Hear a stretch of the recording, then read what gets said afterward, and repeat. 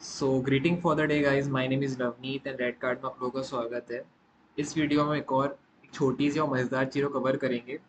ऐसे कंसेप्ट जो काफ़ी लोगों को पता नहीं होता है और हम उसको थोड़ा ब्रीफली पढ़ेंगे कि यार क्यों ऐसा क्यों ही होता है, ऐसी चीज़ क्या है इसमें, क्यों ऐसा होता है।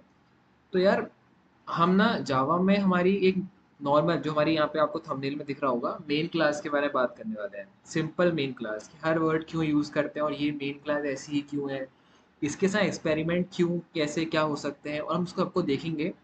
और उसके बाद हम लोग जानेंगे इसके कि जावा कैसे इसको यूज़ करता है।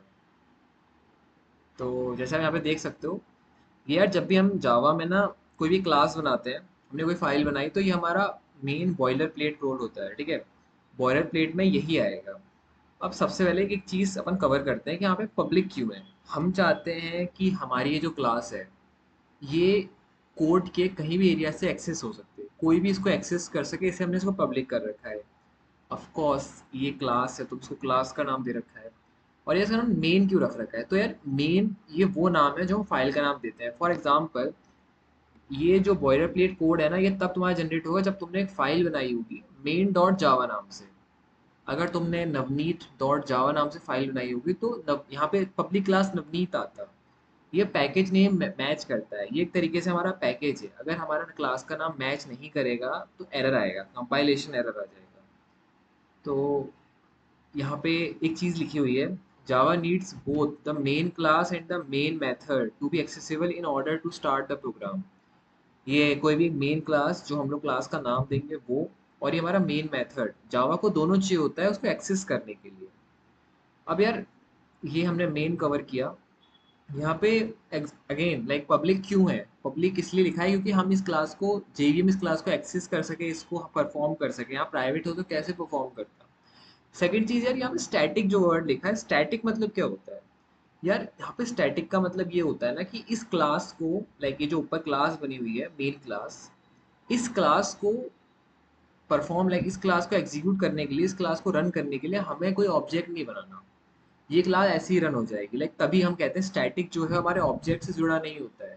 स्टैटिक हमारी क्लास से कनेक्टेड होता है। तो स्टैटिक जहाँ पे हम लिख देते हैं, फिर हमारी उस क्लास के मेथड्स को कॉल करने के लिए हमें ऑब्जेक्ट नहीं बनाना पड़ता, हमारे क्लास से ही काम हो जाता है।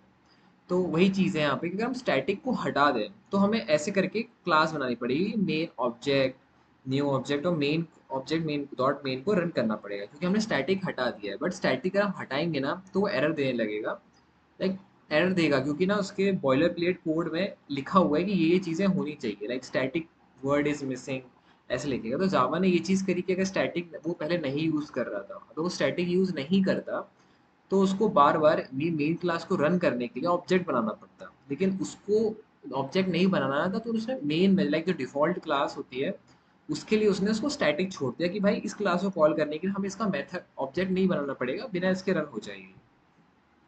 अब यार जो इसका फ्लो होता है, लाइक फ्लो क्या होता है, ये हमारा रन होता है, मेन के अंदर जाता है, और स्टैटिक देखता है कि हाँ भाई स्टैटिक लगा हुआ है तो उसका ऑब्जेक्ट बनाने की जरूरत नहीं है, और क्लास को एग्जीक्यूट कर देता है।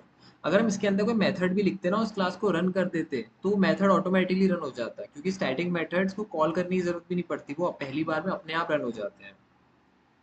सेकंड चीज है यहाँ पे वॉइड, ये वॉइड क्यों लिखा है और वॉइड क्यों है, मतलब यार देखो, ये जो हमारी क्लास होती है ना, ये पब्लिक स्टैटिक वॉइड मेन, ये जो मेन क्लास परफॉर्म कर रही है, ये क्लास में वॉइड हम इसलिए यूज करते हैं एज रिटर्न टाइप, क्योंकि हम यहाँ पे कोई डेटा रिटर्न नहीं कर रहे हैं, हम यहाँ पे डेटा प्रिंट कर रहे होते हैं। जेवीएम को यहाँ पे डेटा रिटर्न नहीं कराना कि 1+1 2 रिटर्न कर दिया, उसको प्रिंट करानी है वैल्यूज। तो अगर हम ऐसे वॉइड हटा दें, इसके कुछ और लगा दें, तो देखो उसको रिटर्न टाइप चाहिए ही नहीं, जावा एक एरर फेंकेगा कि वो बताएगा कि इसको, उसको जो रिटर्न टाइप चाहिए वो वॉइड होना चाहिए। तुम्हारे केस में वो रिटर्न टाइप वॉइड नहीं है, तो जावा यहाँ पे एरर मारने लगेगा। And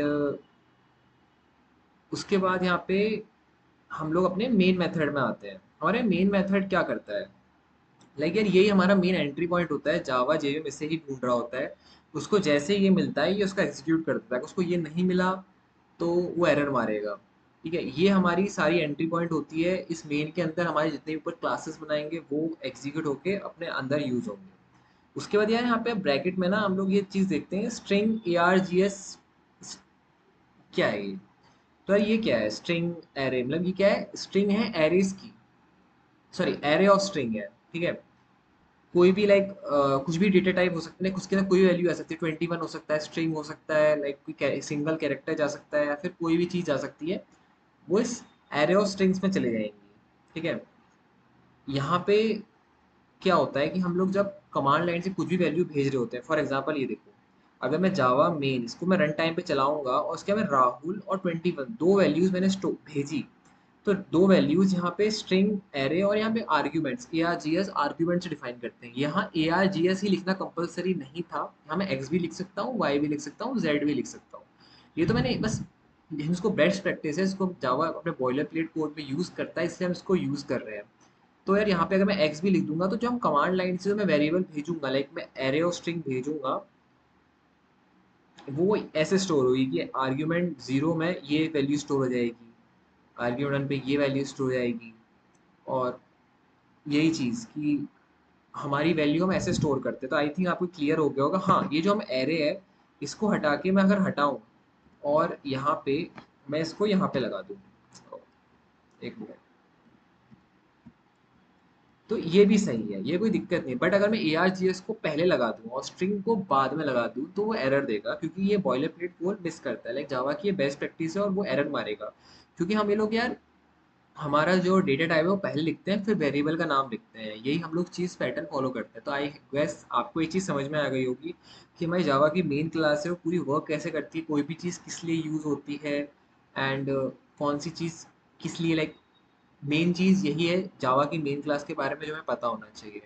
thank you so much, see you in the next video.